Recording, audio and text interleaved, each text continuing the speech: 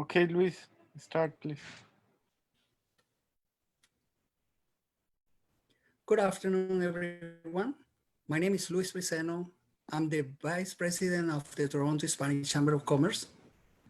And in our goal to provide valuable information as well as to promote the services of our associates, we are developing a series of webinars that are meant to inform and educate our Spanish-speaking community in certain topics. Of course, to provide also information of value to other Canadian community as well. In this opportunity, we bring a very interesting topic regarding the Canadian immigration process. Al Parsai is the CEO of Parsai Immigration Services. He's a regulated Canadian immigration consultant, a member of the Canadian Association of Professional Immigration Consultants, as well as a member of the Immigration Consultants of Canada Regulatory Council. Al has represented hundreds of clients from over 42 countries to immigration authorities at the federal and the provincial levels since January of 2011. Al is a professor at both Ashton College in Vancouver, as well as the Global School of Corporate Excellence in Toronto. Mr. Parsai has delivered speeches and courses in Canada, Iran, and UAE, and the UK. He has written a book titled 88 Tips on Immigration to Canada, which is currently the #1 bestseller in Canada in the immigration category. He has also featured as a subject matter expert in a TED Talks program and is an article writer for the National Post. He has also written more than 1,000 blogs articles about immigration to Canada. Some of his pieces have appeared in the Canadian Immigrants and Newcomers magazines. Members and friends of the Toronto Hispanic Chamber of Commerce, ladies and gentlemen, please welcome Al Parsai. Hello, Luis. Thank you very much for arranging this speech. Special thanks to Toronto Hispanic Chamber of Commerce to give me this opportunity to be with you. It's an honor to be a member of Toronto Hispanic Chamber of Commerce. It's an honor to be here and make this presentation about new developments in the field of immigration to Canada.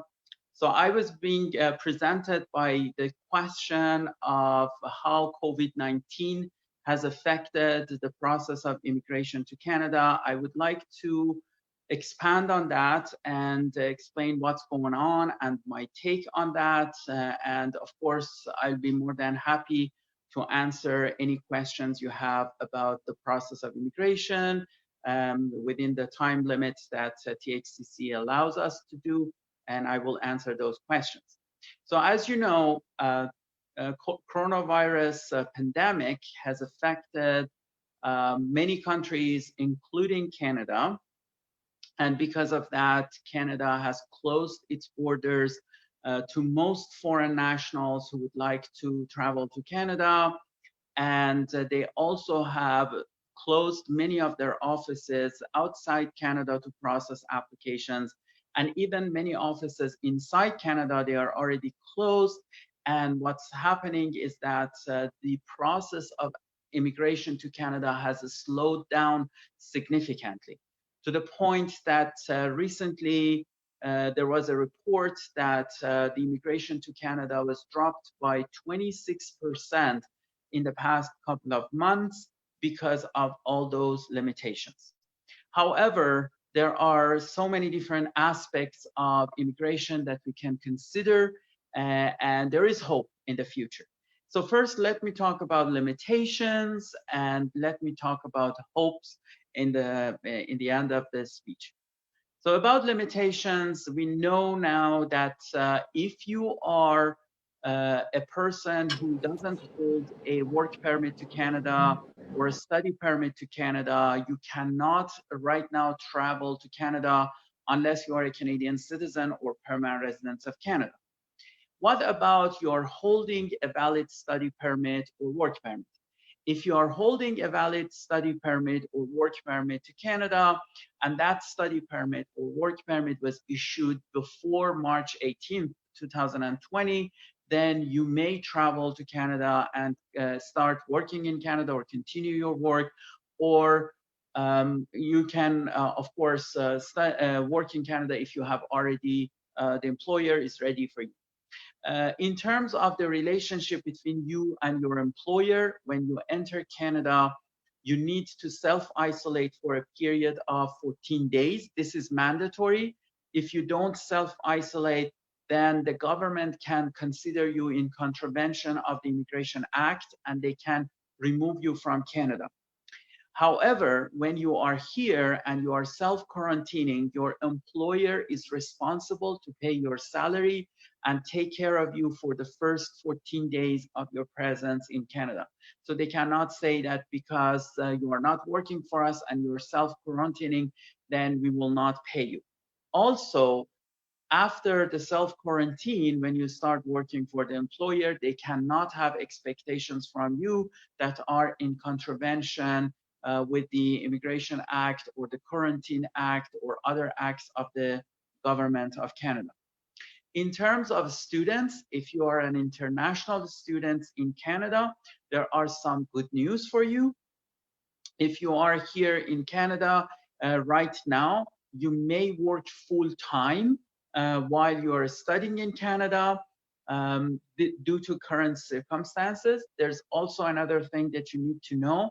By default, when you are an international student, more than 50% of the courses that you take need to be in person.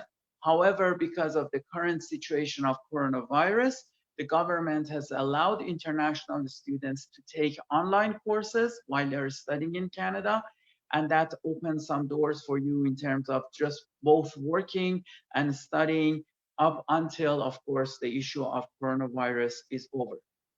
In terms of immigration to Canada, majority of visa offices outside Canada, they are either completely closed or they are half closed. That means that when you, if you have submitted an application, you need to wait until the office is open and they start processing your application. So unfortunately, there will be some delays in terms of processing applications in overseas offices. If you need to do biometrics for yourself or your family members because of immigration to Canada, if you are inside Canada, unfortunately, all the biometric centers inside Canada are closed. If you are outside Canada, you can go on IRCC website and look for this term, where to do my biometrics. And then you will find out which office is open, which office is closed. Then you can, if there is an office available and it's open close to you, and then you can do your biometrics. If it's not, then unfortunately you cannot and you need to wait. However, if you look at the biometrics paper, it by default, it says you have 30 days to do biometrics, but the government has extended the 30-day wait time to 90 days. So if you don't do it within the first 30 days, they won't refuse your application. Recently, I've had some clients that they have reached the 90-day limit. I got in touch with immigration authorities and they assured me that they won't refuse any application because they cannot do their biometrics due to COVID-19. The same thing is for medicals. If you are not able to complete your medicals right now because of COVID-19, you will have 90 days to complete your medicals. One other area is inviting people to apply for immigration to Canada, for example, for express entry. So the government continues to accept express entry applications. In fact, just recently, they invited another 3,100 something people, 3,300 something people to apply. But unfortunately, right now, the only people that they apply for express entry are those people who either qualify for provincial nominee program or they qualify for Canadian Experience Class. So if you fall under Federal Skilled Worker Program or Federal Skilled Trades Program, right now there won't be any invitations issued, or at least in the past 2 months, they didn't issue any invitations to people. But my assumption is that these limitations is because of the fact that the visa offices outside Canada are closed. So it's even useless if they invite you to apply. I assume that when the restrictions are over, when the visa offices open in the near future, then they will allow people to submit their express entry applications, and they invite people with federal skilled trades program or federal skilled workers program. But if you are applying under Canadian experience class or under PNP, the good news is that the scores have dropped significantly. Nowadays, if your score is around 450 or so, the chances that they will invite you to apply under express entry program are very high. If you have been sponsored by your spouse or father or your mother to come to Canada, majority of sponsorship applications are on hold. They are not processing those applications right now, but there is hope that they will open up and start processing those applications as soon as the problem with the coronavirus subsides. So this is a temporary situation, it's not permanent. If you intend to sponsor your parents or grandparents to Canada, you are probably aware that the government stopped accepting applications last year in 2019. They were going to accept new applications in January 2020, but they delayed that. They said that the process that they were pursuing in 2019 was not effective. They are going to come up with a solution for sponsoring parents and grandparents that works for all the Canadians. And the rumors said that they will open the application acceptance in April, but unfortunately, due to coronavirus, they do not accept applications right now. So the applications for sponsoring parents or grandparents is still closed, and they do not accept applicants. Now, I told you a little bit about what's going on today. In terms of provincial offices, majority of provincial offices are open and they are doing their job. Some of them are closed, like New Brunswick is not working, but British Columbia is active, Ontario is active, and many other provinces are active. For example, British Columbia just recently invited 133 people to apply under a BCPNP program. So this is the reality of today. We expect that eventually in the next few weeks, the borders will start to open up and people can flow in Canada, and then they can apply for immigration or work permit to Canada. Right now, if you are a Mexican citizen or a Chilean citizen who are ETA required person, in other words, you don't need a visa to come to Canada, by default, you can apply at a port of entry for your work permit, but right now, this option is closed to you. So if you want to apply for work permit at a port of entry, you need to wait for the announcements by the government that they will tell you that the borders are open, and if you want to come now, you can come and apply at a port of entry. But you may still apply online for your work permit. However, my recommendation to you is that just give it another 2 or 3 weeks to see what's going on with the situation of borders, because if they open the borders and you're eligible to apply for your work permit at the border, that's much better. One last thing is about those people who are inside Canada and they already have applied for permanent residency of Canada, and their permanent residency has been approved. The good news is that nowadays the government does a virtual landing for those people. It means that they do not send you a plain or invalid COPR or confirmation of permanent residency.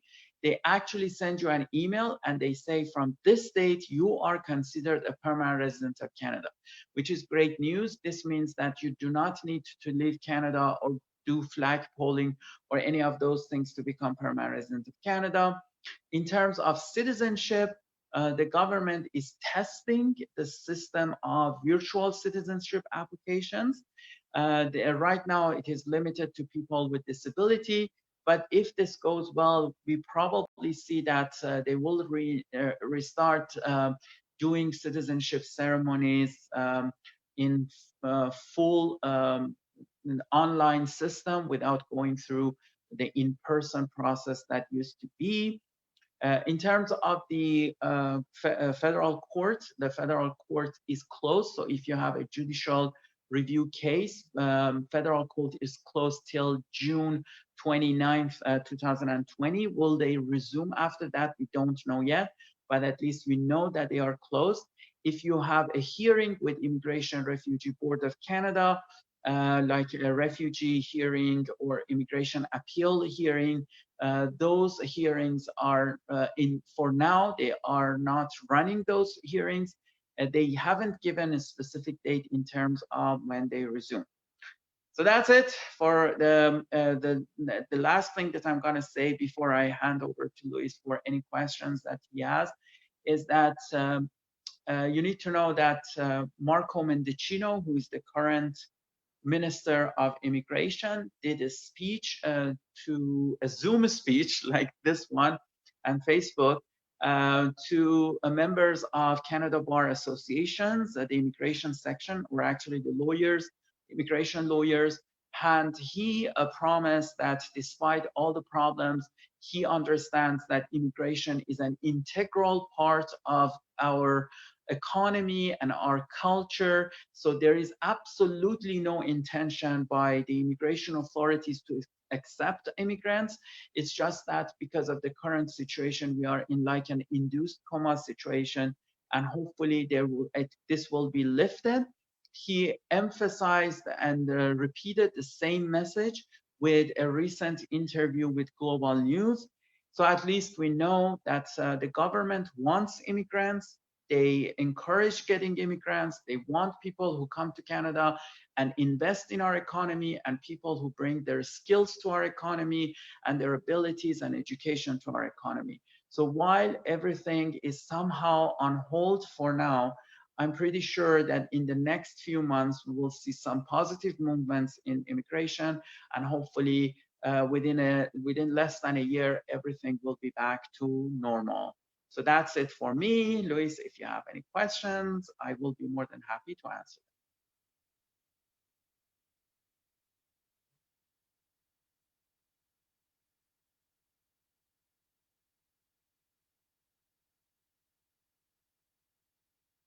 I'm just waiting for Luis to, oh, he's back.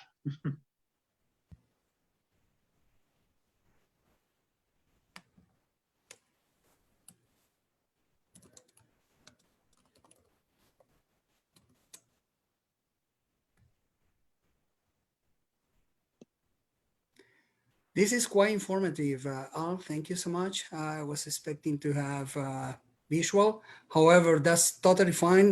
The guest right now, and the important thing is what you have to say, and also the question that we have for the audience. And thank you for taking the time to explain all that information. Very precise and very important and informative, as I said before. So I have a question here from Sergio. Sergio from Mexico.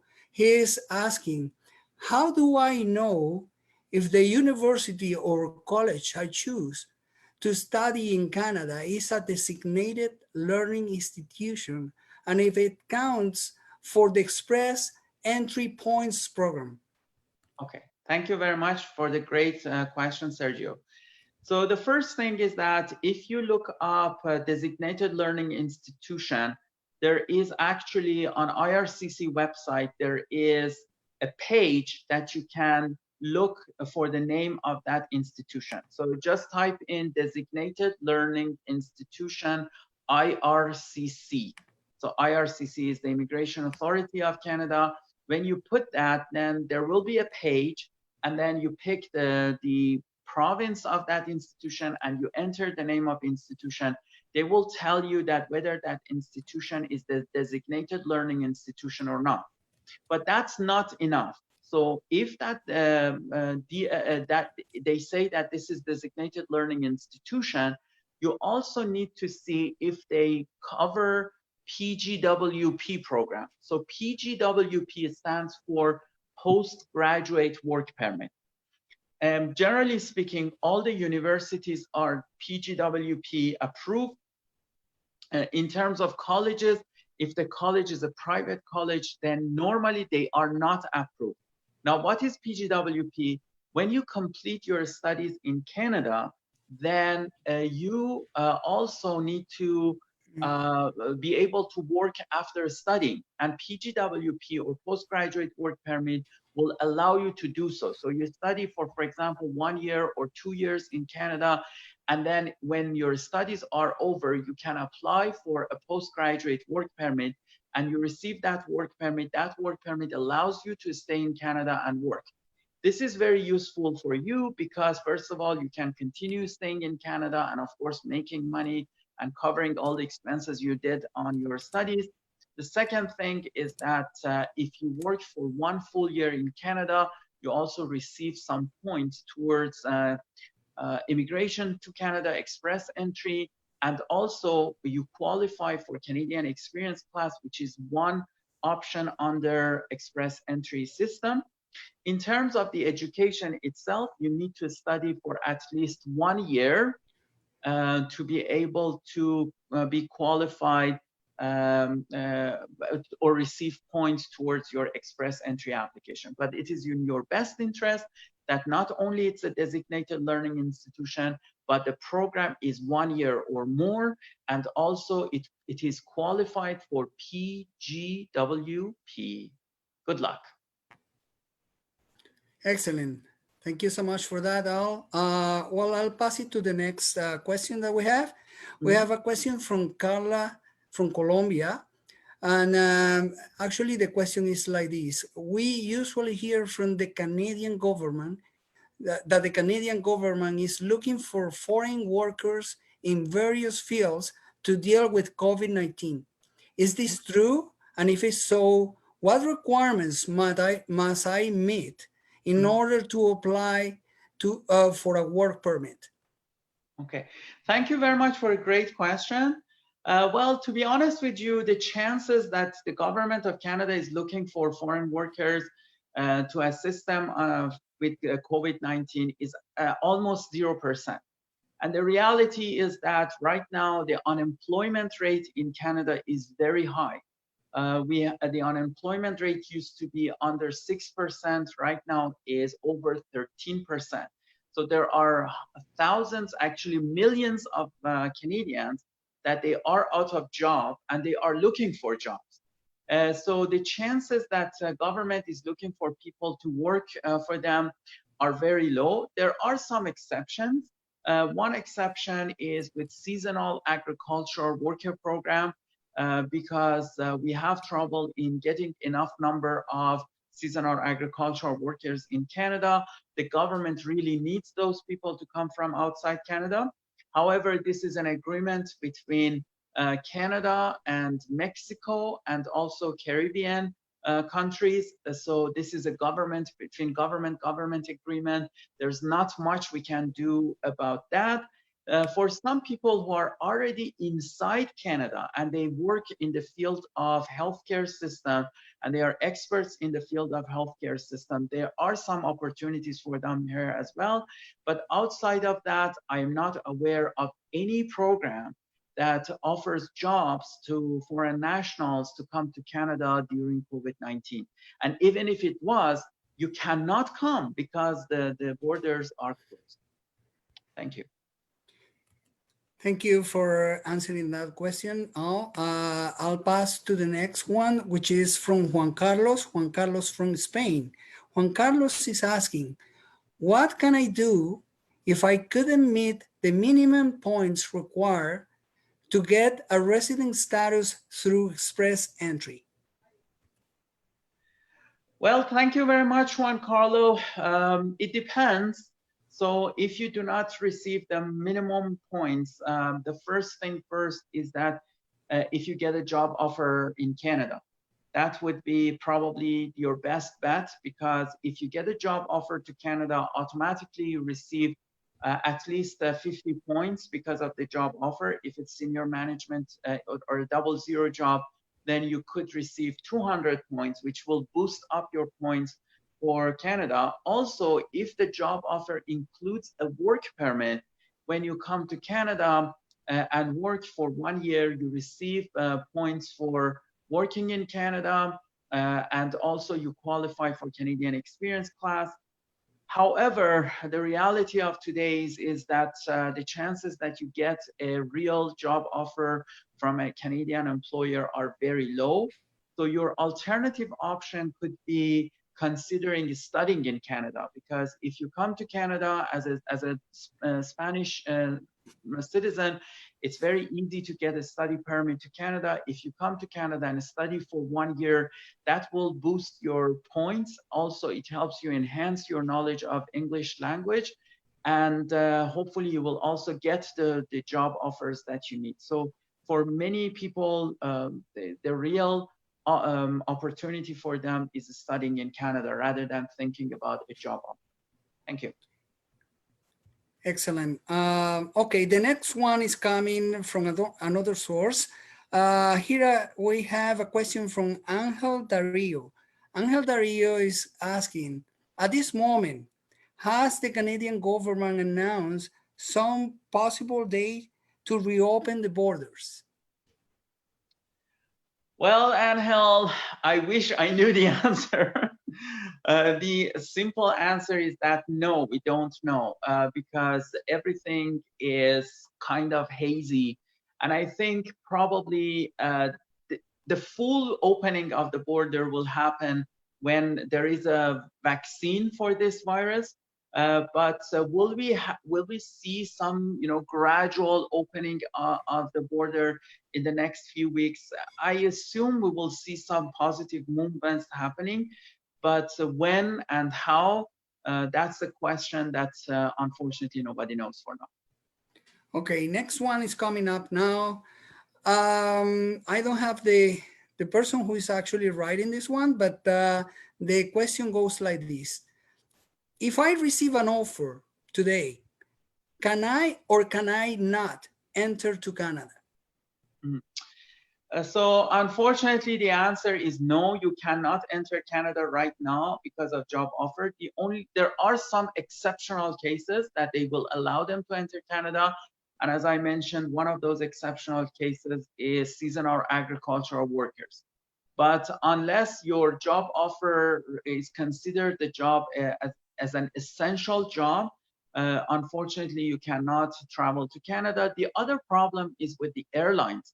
Sometimes the CBSA or Canada Border Services Agency allows people to enter Canada, but when you go to the airlines to board the airline and come to Canada, they refuse to board you because they have this fear that CBSA will not allow you in. So generally speaking, for somebody who doesn't hold a work permit that was issued before March 18th, then you don't have a chance to enter Canada at this moment, with some exceptions like seasonal agricultural workers.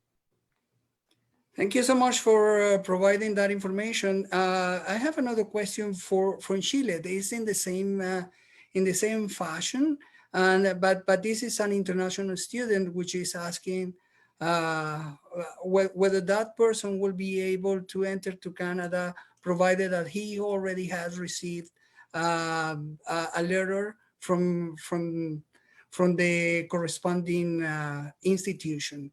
Okay. So if you have an admission letter from the university or from college, make sure to apply for a study permit. That's the first step. You need to apply for your study permit and wait for the results. And so if you receive your study permit before September, then there is a chance that they will allow you to enter Canada. They haven't announced it yet, but at least we have some sources. For example, we are in touch with IDP, which is the organization behind IELTS test. And they told us that they continue accepting admission to universities and colleges.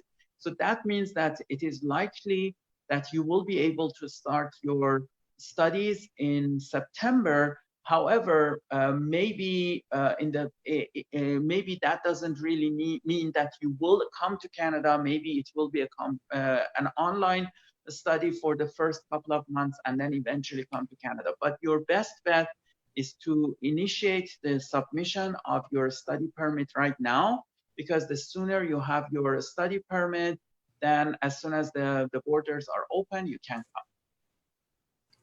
Excellent question. Excellent answer as well.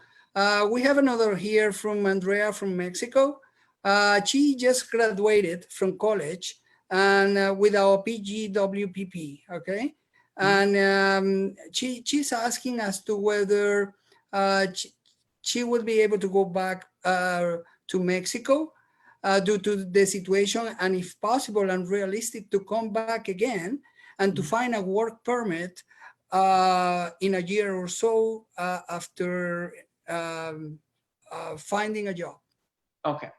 So thank you very much for the excellent question. So right now, based on the current decisions by the immigration authorities, when you graduate from your school, if you qualify for Pgwp, you have 180 days to submit the application. So if you don't submit the application within 180 days, then you are not allowed to apply for Pgwp anymore, unless you come back with do another program, and then after that program you apply for Pgwp. So if your intention is to actually use this postgraduate work permit right now, then what you can do is that you can probably go back home, but within that 180 days, submit your application for Pgwp, wait for the results. When they say that you are approved, then you can come back and start working in Canada.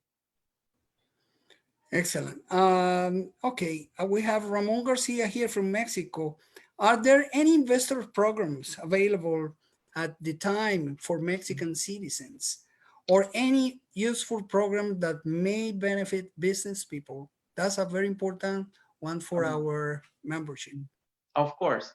Actually, there are plenty of them. It depends. So for Mexican citizens, remember that we have NAFTA, soon to be USMCA or CUSMA, depending who you ask.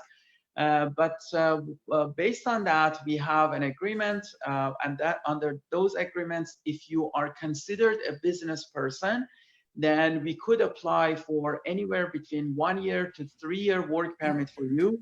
That will help you to come to Canada and start working. For example, one program is called intra-company transfer. That is, you can be, if you have a very successful business in Mexico, you can start opening a branch in Canada, and then with the help of that branch, you can transfer yourself and even sometimes some of your employees or family members to Canada.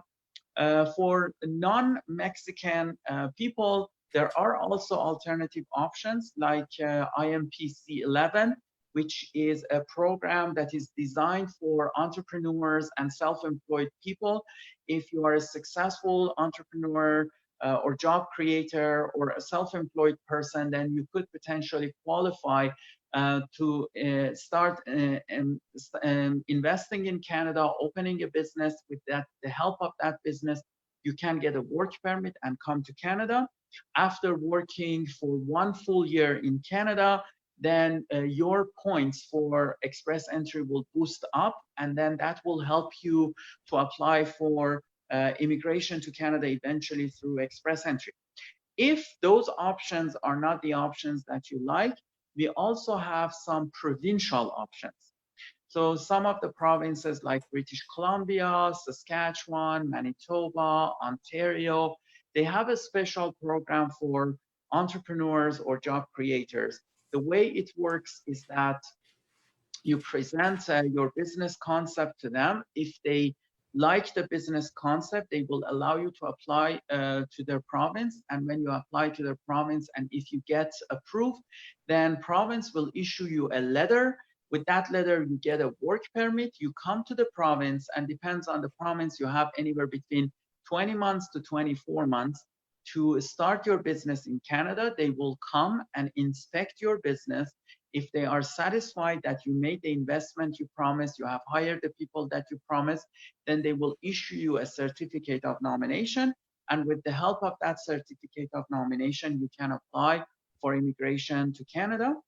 We have one province and one territory, Northwest Territories and the province of New Brunswick, that they have even a better option for investors. And the option is that you basically submit the application to the province of New Brunswick. If they like your business idea and investment, then they will ask for $100,000 good faith deposit. You transfer the money to the account of the province, and then they will issue you a letter that with that letter you can get a permanent residency. It means that as soon as you enter Canada, you enter as a permanent resident, not as a worker. Now it is, if you stay in the province and you work in the province and fulfill all the promises that you did to the province, then they will refund that $100,000 back to you. If you don't, for example, you leave the province early or you don't make the investment, then they will keep that $100,000. Many people like the New Brunswick option because it creates immediate permanent residency. Of course, when I say immediate, keep that in mind. Each of those applications that I said, they could take several weeks, in some cases several months to be completed, but those options are available. And of course, it depends on your net worth, it depends on your work experience, it depends on your preference. Where do you want to live in Canada? What kind of business you want to start? Of course, if we know what you want and what's your conditions, we can hopefully help you to better make a decision. Thank you. Thank you so much, Hal. I'll pass it to the next one. This time we have Monish Power. Monish is asking, is there any update on biometrics availability at Service Canada? The 90 days deadline is about to end for many people. Yeah, I hear you, Ronesh. I wish I had clear answers. Unfortunately, Service Canada remains closed for now. But what I can tell you for sure is that I contacted, because I had 2 clients that they were reaching their 90 days limit. And I sent a message to immigration authorities and asked them, what should I do? Because they have reached 90 days and the biometric center is still closed. And they replied back to me, and they said that we can assure you that there will be no problems because of this delay, because we know that we have closed our biometric centers. However, this is what I suggest to you. Go on IRCC website, and if you Google IRCC web form, so Google IRCC web form, open the web form, enter your information and explain to them, and upload your letter, explain to them that you are reaching the end of your 90 days. Will they issue a new biometrics letter for you or not? It's very unlikely they issue you another BIL, but at least they will send you a message to confirm that your application won't be refused because you didn't do your biometrics. Thank you so much, Al. The next one is coming as well from Monish Power. Is there any update on Duolingo test being accepted by IRCC for study permits? Well, I can tell you that I received this question a lot. But I can tell you that they will not definitely approve Duolingo as one of their tests, at least for the moment.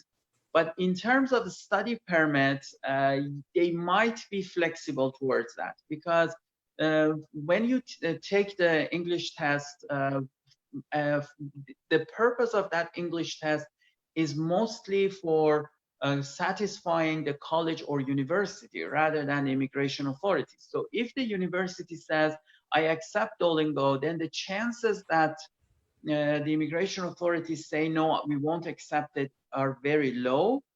However, if somebody is applying under SDS program, which I don't think it will cover Mexico or any Hispanic communities to the best of my knowledge, they definitely need to do an IELTS test. But with the rest of the population, if you are not applying under the SDS program, which is the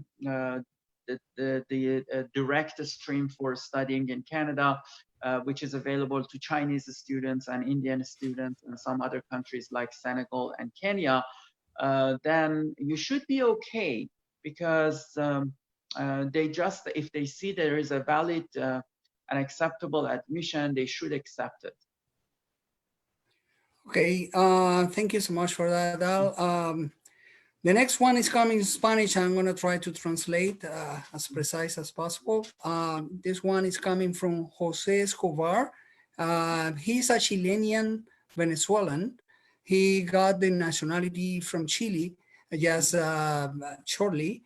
And he actually studies sports, or I don't know if this has a, a literal translation into English, which is physical education. Mm-hmm. And he is a trainer for a soccer trainer, and he wants to know what would it be the requisites he has to meet in order for him to become a coach, soccer coach in Canada. Okay, thank you very much. So the simple answer is that being a soccer coach in Canada, this is not a regulated profession. It means that you don't need to get a license to be able to do coaching. However, you need, I have had clients that they are soccer coaches.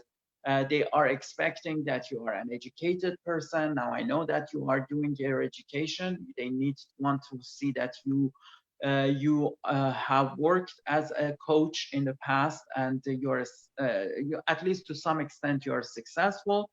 What you can do, and I highly recommend that to you, is try to locate soccer federations in different provinces of Canada and get in touch with them and say, these are my credentials, my study background, etc., and ask them if they are willing to hire you or if they are willing to support you. Other than that, there is no governmental need, but if you have a job offer from one of those clubs in Canada or one of the federations in Canada, then there are some opportunities for you to get a work permit and come to Canada, even without LMIA in some cases.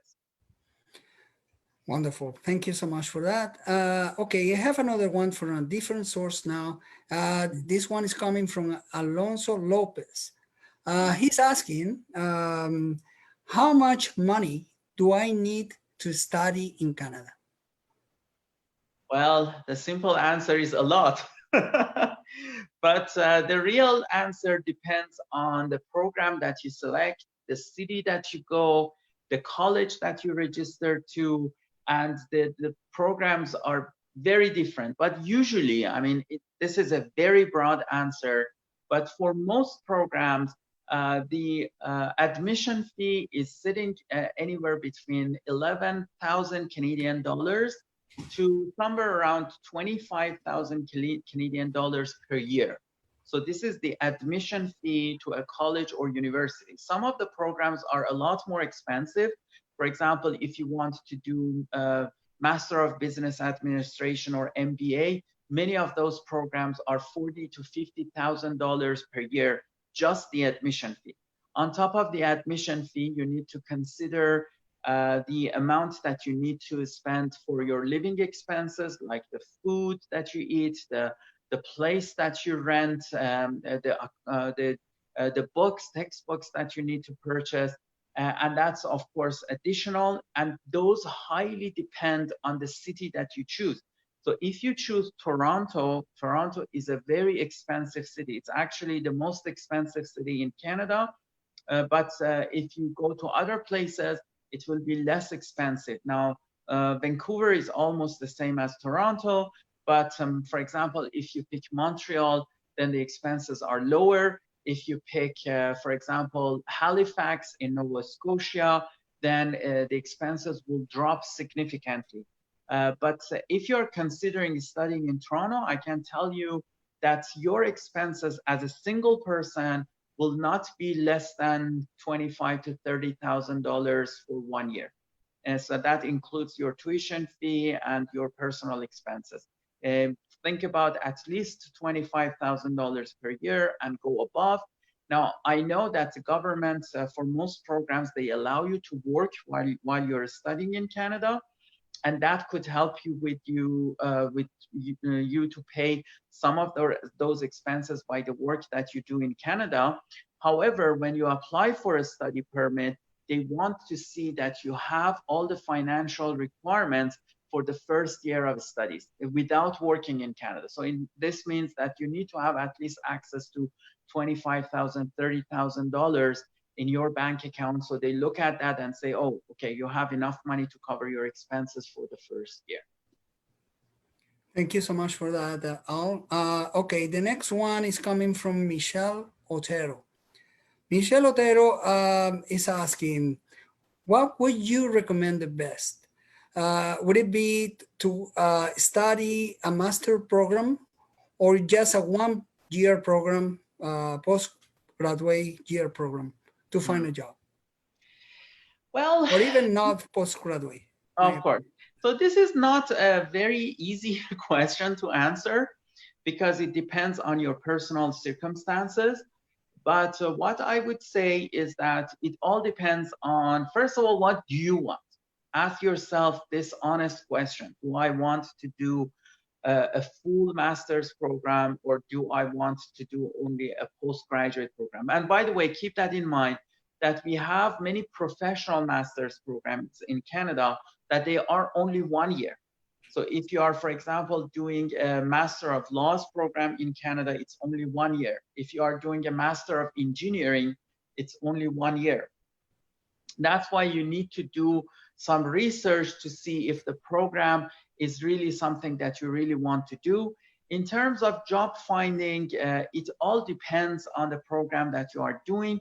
Some of those programs, especially some of those college programs, they are geared towards finding jobs. So if you graduate from them, the chances that you find a job are even higher than a master's program. But what you can do when you pick your program, you can get in touch with the university or college and ask them about the job opportunities that has happened to their previous graduates. How many of them were hired after graduations? How long did it take them to get hired after graduations? Just ask them, and this is their responsibility to answer those questions to you. They will do that, and if you feel comfortable that your chances of getting a job after graduation is high, then by all means pick the one that you like. And of course, you also need to consider the expenses. I mean, think about if you are doing a master's program that will cost you only $30,000 in tuition fees, comparing to a program that is a postgraduate program and it only costs you $15,000, you have saved $15,000 up front. So you need to think about those matters as well. Great. We have, there is now another question that is coming up right now. This one is from Carlos. Carlos is from Chile, and he is saying that he went back to Chile 15 years ago. He's a Canadian citizen, and he wants to know if there is any risk for him to lose the Canadian citizenship. Mm-hmm. So the simple answer, Carlos, to you is that no.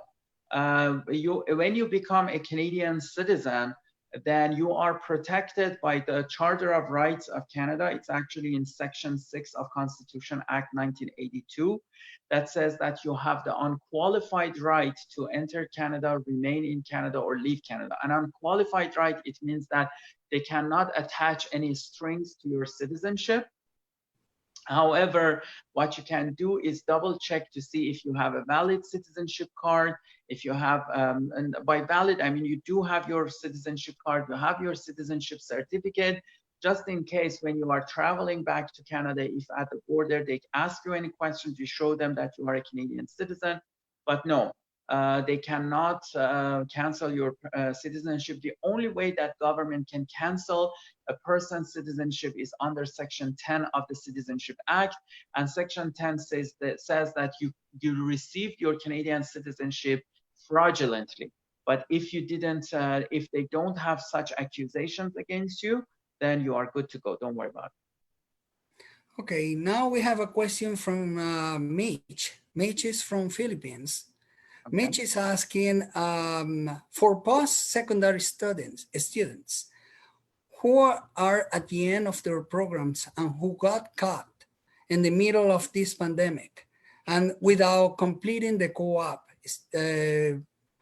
Is there any alternative out there for them to graduate and transition directly into Pgwp?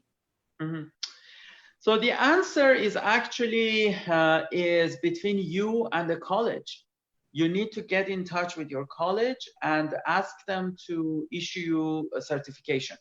So tell them that because of the current situation, I cannot do my co-op. So will you be cooperative with me and let me be graduated? Now, they may not graduate you from the very exact program because that program needs a co-op, but they may say, instead of graduating you from this program, we will graduate you from that program. This is a discussion that needs to be between you and your college or your university to resolve that issue. It's not based on the immigration authorities. Immigration authorities, if they find out that you are considered graduated by your college and university and your program was at least for 8 months or in practical terms 1 year, then they will allow you to apply for Pgwp. Having said that, your college needs to be qualified for Pgwp. So if it's a private college, whether you do a co-op or not, you probably do not qualify for Pgwp.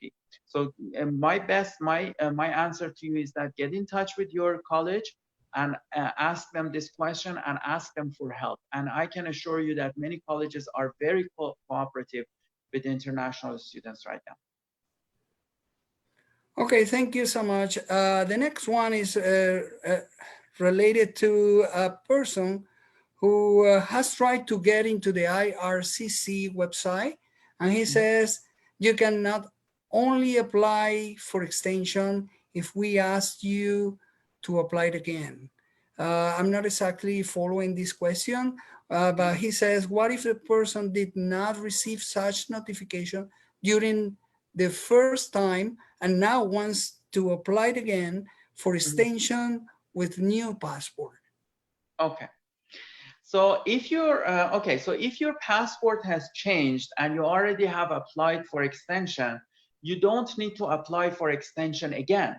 All you need to do is to go on IRCC web form. So Google IRCC web form, and then go there and explain the situation. So enter your previous application number and just type in the box for the officer that I applied for my extension, for example, 2 months ago, 3 months ago. I haven't received a response yet, but at the same time, my passport has changed. And then, of course, scan the biodata page of your passport, the main page of your passport, and upload it, and ask them to replace the old passport with this new one. And they will do it for you for free. So you don't really need to apply again. And even if they realize that you need to apply again, they will get back to you and they say, okay, now you need to apply again. But I would say 99%, all you need to do is upload the new passport through IRCC web form and let them know that your passport has changed.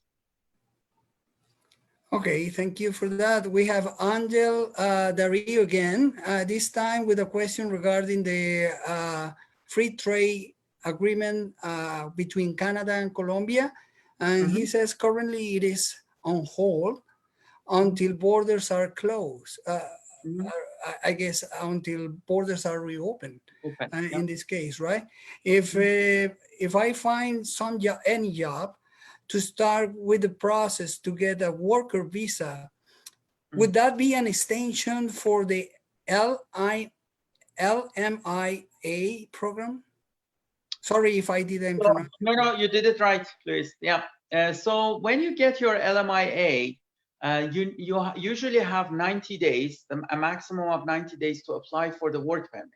So you need to apply for the work permit. Initiate your work permit. Don't put LMIA on hold, and don't worry about the length of processing of your work permit application, because when you enter the system, even if the process takes more than 90 days, that's absolutely fine. But if you have received the LMIA and then you try to apply after the expiry of LMIA, now that's the problem. So if you receive a positive LMIA, submit your application as quickly as you can, and hope for the best, and that's they will process it soon. But even if they don't process it, that's not an issue right now, because everything is kind of on hold because of coronavirus. Wonderful. And I think that's all that we have for today. I'm gonna just give you our gratitude all in the name of the Toronto Hispanic Chamber of Commerce, also in the name of the audience. Thank you so much for providing us with such relevant information today. This is Luis Briseno, your host here on behalf of the Toronto Hispanic Chamber of Commerce. I'm certain, Al, by the way, that our audience was very happy to learn from firsthand from somebody with your experience about all these intricacies of the immigration process, which is very complicated as well.